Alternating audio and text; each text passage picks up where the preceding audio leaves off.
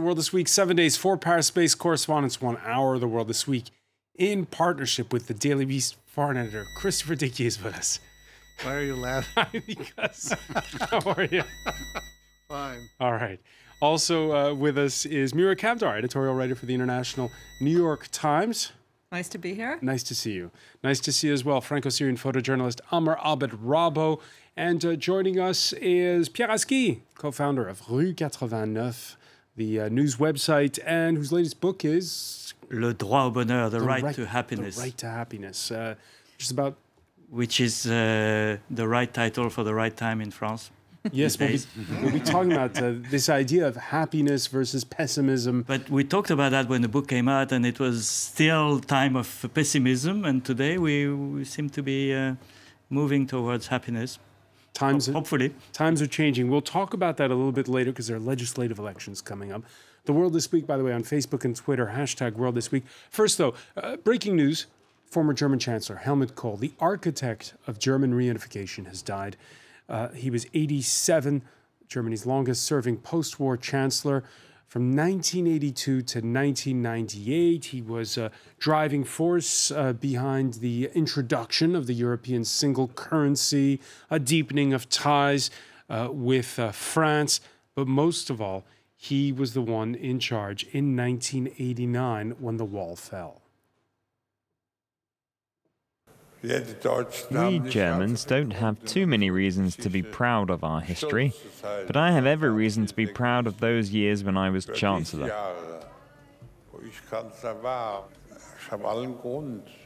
I have nothing better,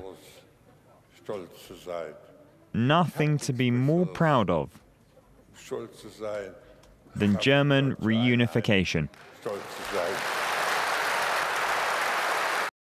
Nothing to be more proud of. AMMAR RABBO, he's the Chancellor of West Germany when he takes over from Helmut Schmidt in 1982.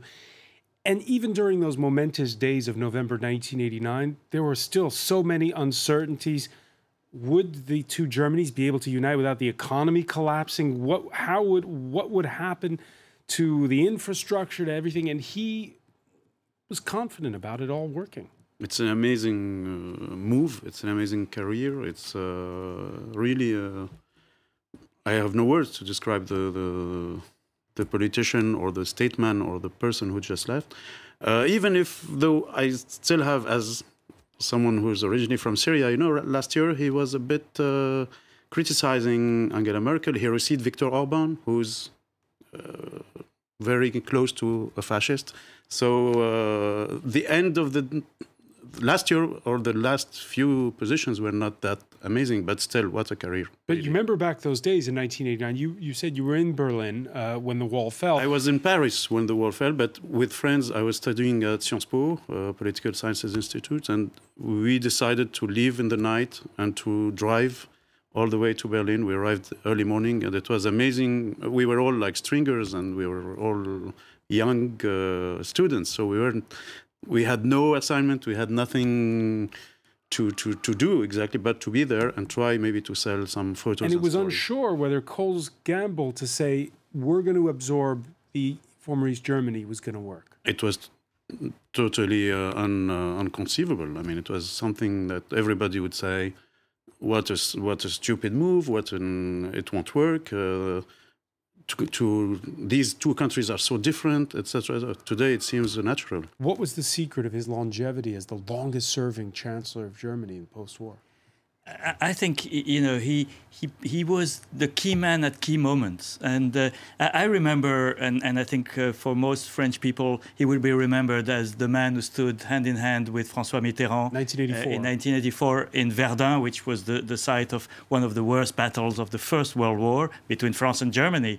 And these two men who were old enough to have lived through the Second World War, standing like that was such a strong and powerful symbol of the French-German reconciliation that I think that's what French people will definitely remember.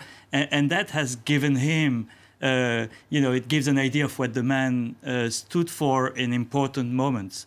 And definitely, in 1989, I was the diplomatic correspondent of Libération, and and the key question was what's going to happen to you know, the stability of the Cold War. You know, there was still the Soviet Union. Gorbachev was sympathetic to the changes, but could he accept the end of East Germany? You know, you had Soviet tanks in East Germany. Vladimir Putin was a KGB agent in East Germany. I mean, you see all this. Were question marks. What about the borders? You know, there was a long and tough discussion about the eastern border, the Oder-Neisse line with Poland. I mean, all these questions were totally unsolved, and events were going so fast. I was in Dresden, in East Germany, when in December '89, there was the first demonstration in which the slogan was unification. And no one was expecting it so quickly, you know. So fast. And François Mitterrand was arriving in East Berlin on an official visit, end of December. And I had been driving from Dresden and told the French delegation, I'd just come back from a demonstration, people were shouting, we want reunification. And the French said, oh, no, it's impossible. We won't have that. You know, it's unacceptable. Gorbachev will be replaced by a general. That was the big theory of Mitterrand. He was, for him, it was inconceivable that events could go that fast. And in the end, Kohl and the main leaders of that time, Gorbachev, Bush Sr. in the US, Mitterrand, Thatcher in the UK, played it in such a way that it went smoothly. And one of the biggest changes of the end of the 20th century went on pretty smoothly. Yeah, it's Kohl and Mitterrand both had to convince their own electorate later that it was a good idea to share a common currency. Well, and some of those electorates are still not convinced, right? I mean, although the election of Emmanuel Macron as someone who strongly believes in not only the common currency, but the European Union does show that, at least in France, that's prevailed. But there's still resistance to that notion in Europe. And you know, the European Union has kind of went from there to a high. It kind of sunk into a period of crisis, and now it seems like there's hope for it to come back out. But how will Helmut Kohl be remembered in your view? Well, I think right now everybody will remember him in a very positive light, and probably deservedly so. I mean, he was a tremendous statesman. He was able to accomplish an enormous amount. As Pierre was saying, there was a lot of resistance to the idea of a united Germany. It wasn't that it just seemed impractical or difficult. I think the French, and Mitterrand particularly, they understood perfectly well that it would throw the entire balance of the European Union, as it was then created, completely up in the air. Because suddenly, instead of half of Germany, you're going to have all of Germany. And the center of gravity moves definitely toward the east.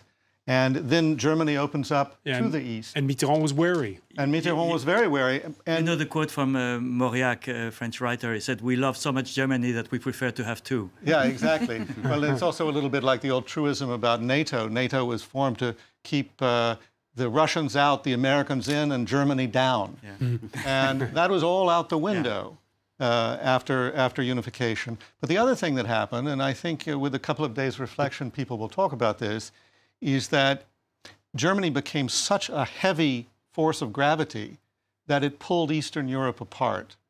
Genscher, Hans-Dietrich Genscher, the foreign minister of Germany, his initiatives toward former Yugoslavia were instrumental in tearing Yugoslavia apart and launching what was the most horrible war Europe has seen since World War II.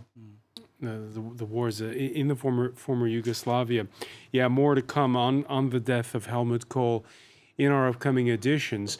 We're going to turn our attention now to the UK, where the Queen herself came to central London earlier to meet with residents, volunteers, and emergency services at a centre helping those affected by London's apartment building fire that's left at least 30 dead, many more still missing.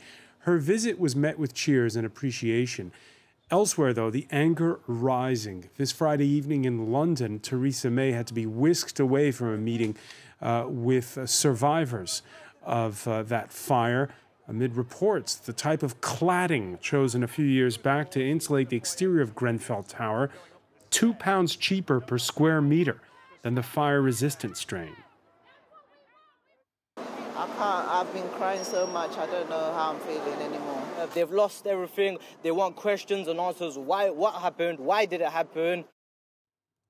And this is really much more than just a tragedy, Christopher Dickey. This is really fueled this feeling that the government's not looking out for those less well-off. Well, and it comes at an absolutely critical moment. I mean, Theresa May still has not been able to put together her new government. She lost the mandate she was looking for. She lost seats, lost her absolute majority in Parliament very recently.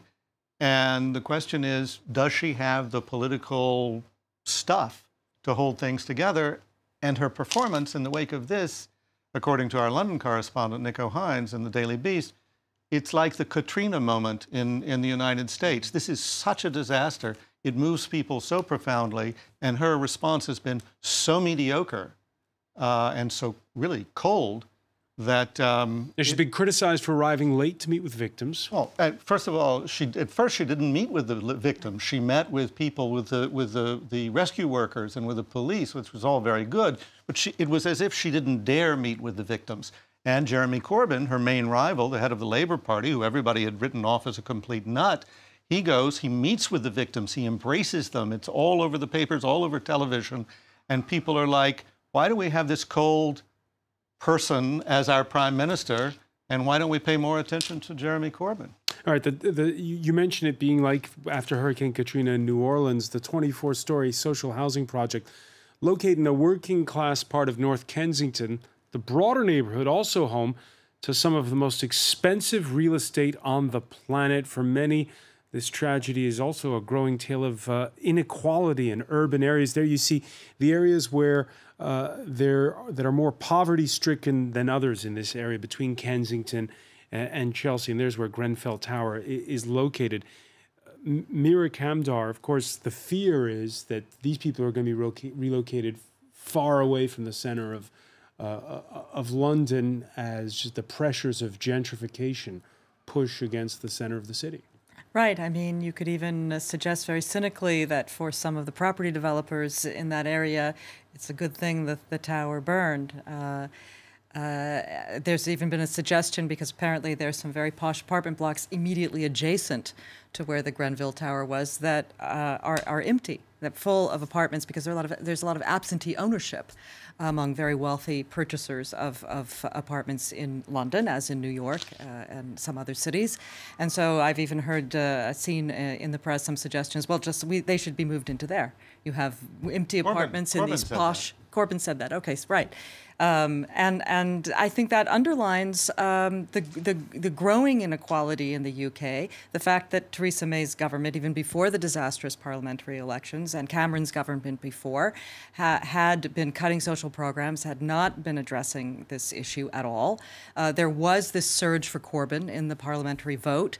So people were already, before this horrible tragedy, focusing on that as an issue. And, you know, we were saying earlier, a picture is worth 1,000 words. What is a tragedy like this worth in terms of driving home symbolically the grotesque inequalities and the callousness of the government that personified by Theresa May and her behavior?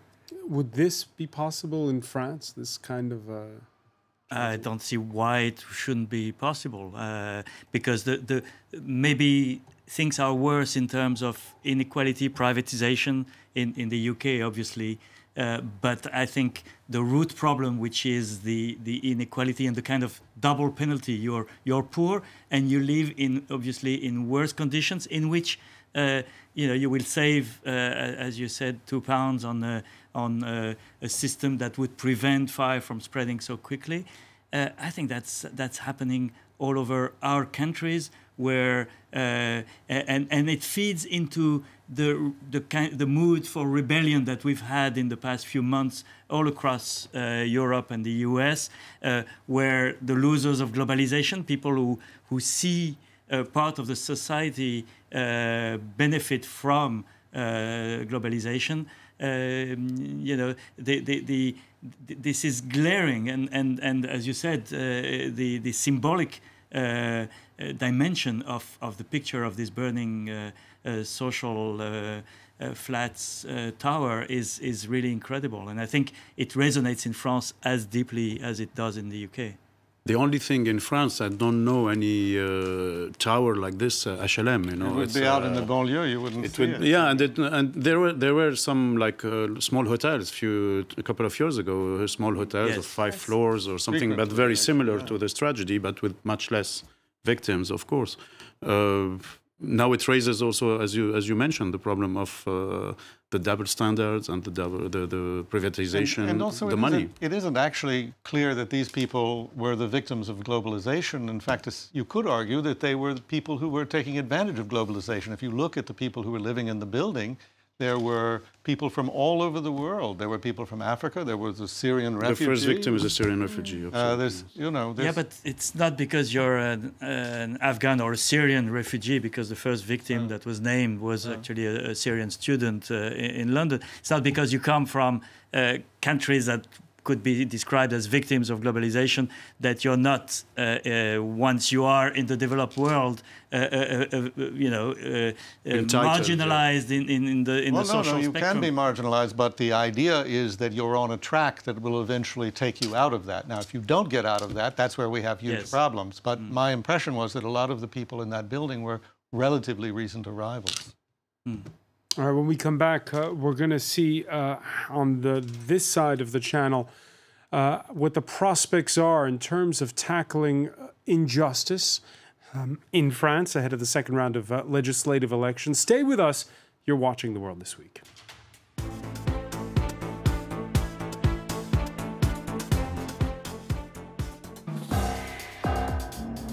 Reporters, presented by Mark Owen. Every year in Southern Europe, 5 million tons of fruit and vegetables are harvested for supermarket shelves. But those same supermarkets are always seeking ever lower prices and are using the influx of migrants and illegal seasonal workers to shave down their costs. How can we possibly work in these conditions without masks, without protective clothing or boots? How can this be legal? Our reporters went to meet those few brave enough to come forward to speak out against an illegal system and try to help those who've become slaves in the modern world. Reporters on France 24 and France24.com.